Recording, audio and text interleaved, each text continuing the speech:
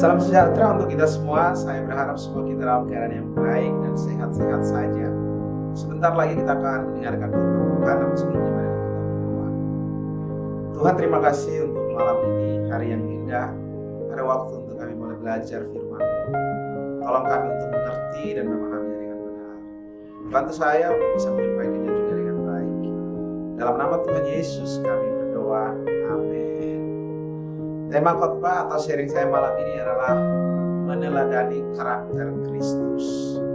Mari kita mulai dari Filipi pasal 2 ayat 5 sampai dengan ayatnya yang ke-11.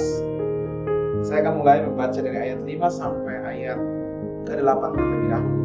Dikatakan demikian, hendaklah kamu dalam hidupmu bersama menaruh pikiran dan perasaan yang terdapat juga dalam Kristus Yesus, yang walaupun dalam rupa Allah tidak menganggap kesetaraan dengan Allah itu sebagai milik yang harus dipertahankan, melainkan telah mengosongkan dirinya sendiri dan mengambil rupa seorang hamba dan menjadi sama dengan manusia. Ayat 8, dan dalam keadaannya sebagai manusia ia telah merendahkan dirinya dan taat sampai mati, bahkan sampai mati di kayu salib. Di dunia ini ada 3 jenis orang. Jenis yang pertama adalah orang yang hidupnya biasa-biasa saja. Entah orang ini ada atau maupun tidak ada, sebetulnya kehidupannya tidak membawa pengaruh apa-apa. Ciri yang kedua atau jenis yang kedua adalah orang yang merugikan orang lain. Jadi kehadiran orang ini sebenarnya tidak diharapkan oleh komunitasnya. Dan kalaupun jenis orang ini meninggal, orang akan datang rame-rame ke tempat untuk melihat atau melayat dia. Bukan untuk turut berempati atau bersimpati, tetapi mereka ingin memastikan dia benaran meninggal apa tidak. Tapi ada jenis yang ketiga, yaitu orang yang hidupnya menguntungkan orang lain. Orang yang hidupnya berdampak bagi orang lain. Nah, menurut saya, berdasarkan catatan yang baru saja kita baca tadi, Yesus itu adalah jenis orang yang ketiga, yaitu kehidupannya menguntungkan orang lain. Dari ayat 5 sampai ayat 8 kita mendapati bahwa Yesus adalah Allah. Tetapi Alkitab bilang dia tidak menganggap kesetaraannya dengan Allah sebagai milik yang dia harus pertahankan. Tetapi dia turun ke dunia ini untuk menyelamatkan saudara dan saya. Bahkan baru beberapa minggu ke belakang, atau sekarang kita masih dalam suasana Paskah, merayakan hari besar pengorbanan yang Yesus lakukan. Membiarkan dirinya diludahi, disiksa, disalibkan, dan mati di kayu salib untuk saudara dan saya. Itulah hidup yang menguntungkan orang lain.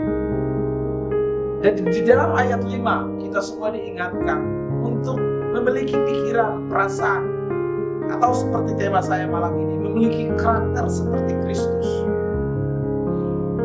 Mementingkan kepentingan orang lain, hidup menguntungkan orang lain.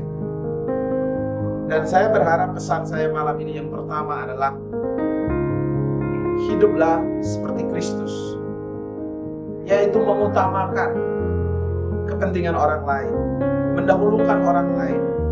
Paling tidak hidup kita yang kita tidak tahu berapa lama kita di dunia ini, kita bisa menambahkan nilai pada kehidupan orang lain sebagaimana yang Kristus tunjukkan. Mungkin kita nggak begitu punya banyak uang, materi untuk memberikan kepada orang lain, tetapi paling tidak kita punya waktu 24 jam dalam satu hari. Kita bisa sisihkan beberapa jam diantaranya atau beberapa menit untuk sekedar mengunjungi mereka yang sakit mungkin, atau menelpon mereka yang sudah lama tidak datang ke gereja, atau sekedar memberikan telinga dan perhatian mendengarkan cerita dari teman-teman kita yang sedang dalam kondisi lemah dan tidak berdaya. Saya ingat 3 minggu yang lalu ada seorang teman saya hamba Tuhan, dia memberitahu saya bahwa di satu daerah di Kepri ini ada orang-orang yang bekerjanya di hutan dan mereka butuh dikunjungi, perlu didoakan. Dan dia mengajak saya perginya hari Minggu sore, dan hari Senin itu kami harus mengunjungi mereka. Padahal hari Senin itu adalah hari di mana hari libur pendeta. Jadi hari Senin itu adalah hari harusnya saya istirahat. Tetapi saya berpikir sejenak. Saya mulai merenungkan bahwa rupanya hari Senin, sudah banyak hari Senin yang saya pakai buat liburan. Dan tidaklah salah kalau hari Senin ini saya pakai untuk mengunjungi mereka yang bekerja di hutan, mendoakan mereka dan membacakan ayat firman Tuhan dan memberitakan pesan Tuhan buat mereka. Singkat cerita, hari itu kami pergi berangkat ke daerah itu, masuk ke hutan jam 11 malam, mengunjungi orang-orang di tempat pekerjaan mereka di tengah hutan. Dengan kondisi lampu padam, banyak nyamuk, ada beberapa dari mereka kumpul di situ. Saya diminta oleh rekan saya hamba Tuhan ini untuk membacakan ayat firman Tuhan dan mendoakan mereka.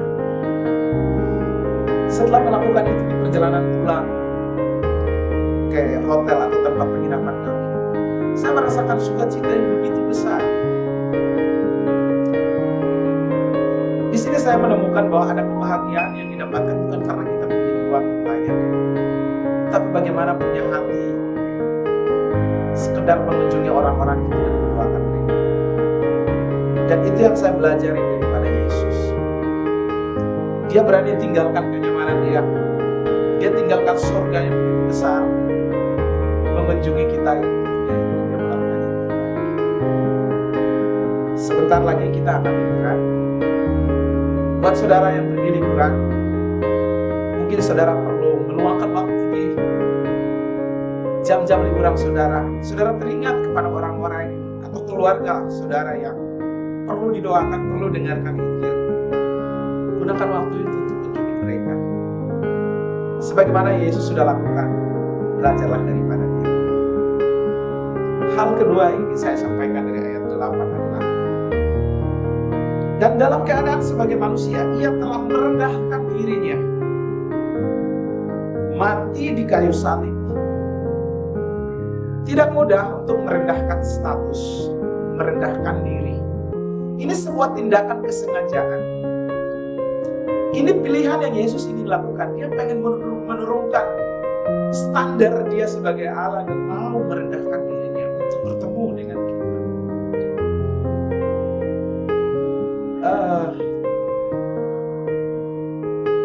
2 minggu yang lalu saya mendapat kesempatan untuk menyampaikan firman Tuhan di salah satu perusahaan BUMN di Kota Batam ini. Khotbah yang sama khotbah ini saya sampaikan kepada mereka dan saya bertanya, yang hadir di situ ada beberapa direksi, manajer di perusahaan itu.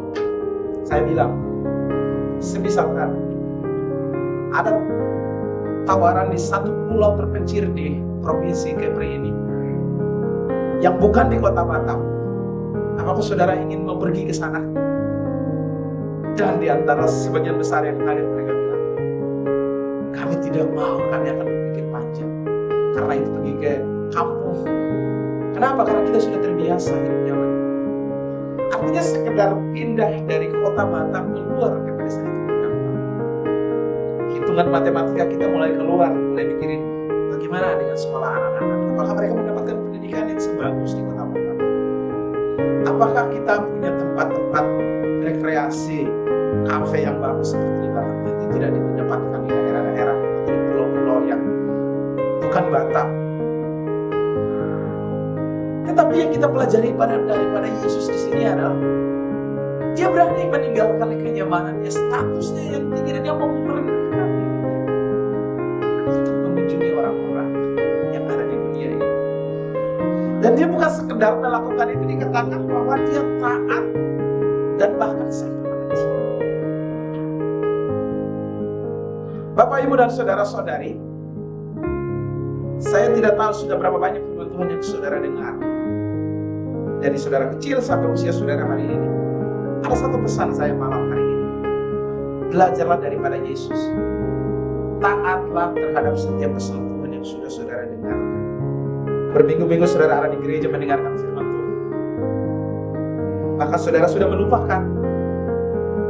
Tetapi pesan saya adalah, jika saudara ingat beberapa dari pesan firman Tuhan, saudara ingat, hiduplah dalam ketaatan sebagaimana Yesus taat terhadap perintah Allah, yaitu menyelesaikan tugasnya dengan tuntas. Taat sampai mengembuskan nafas yang terakhir. Saya tidak tahu berapa banyak usia kita, tetapi selama kita masih diberikan kesempatan untuk hidup, paling tidak prinsip ini atau karakter ini, hidup dalam ketaatan terhadap perintah Tuhan, firman Tuhan, minimal kita bisa pegang dalam hidup kita. Lalu saudara akan berkata, apa sih benefitnya kalau kami melakukan semua itu?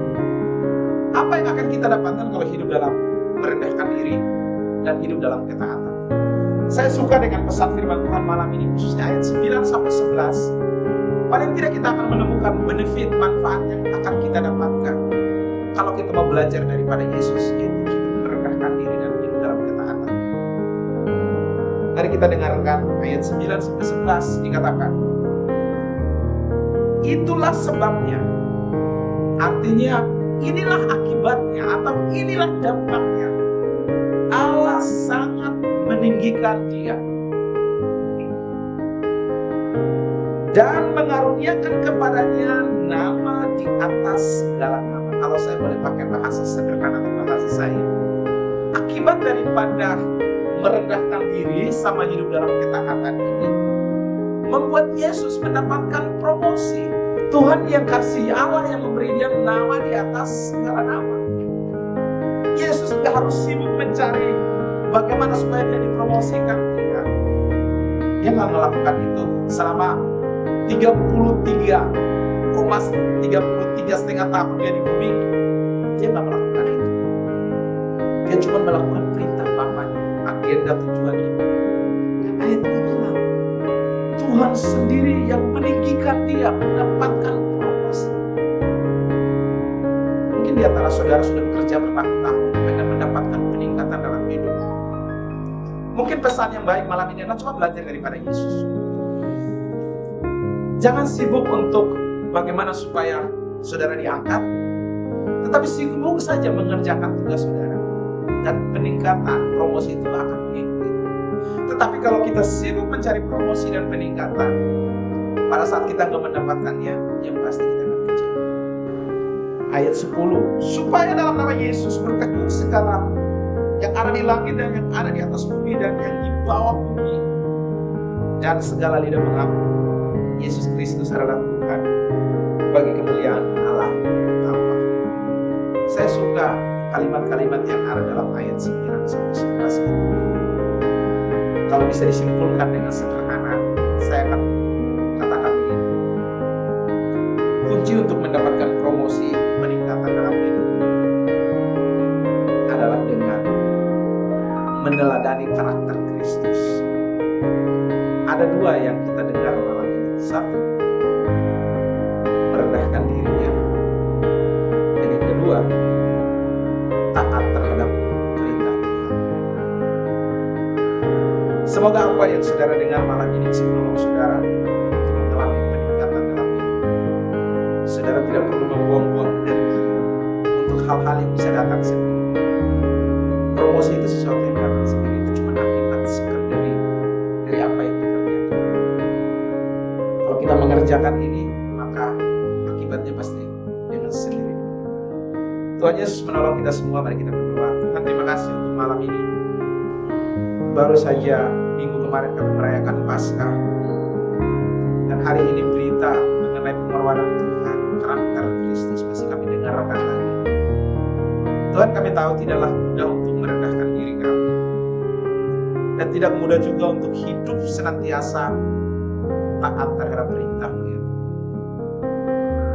Itu sebabnya malam ini kami menyerahkan hidup kami kepada Engkau, memohon Roh Kudus yang menuntun kami semua di pekerjaan kami, di rumah tangga kami, ataupun sebentar lagi kami akan liburan di kampung kami, di keluarga kami, biar karakter Kristus bersinar di dalam hidup kami, sehingga nama Tuhan dipermuliakan dan banyak orang boleh datang kepada Engkau melalui kehidupan kami.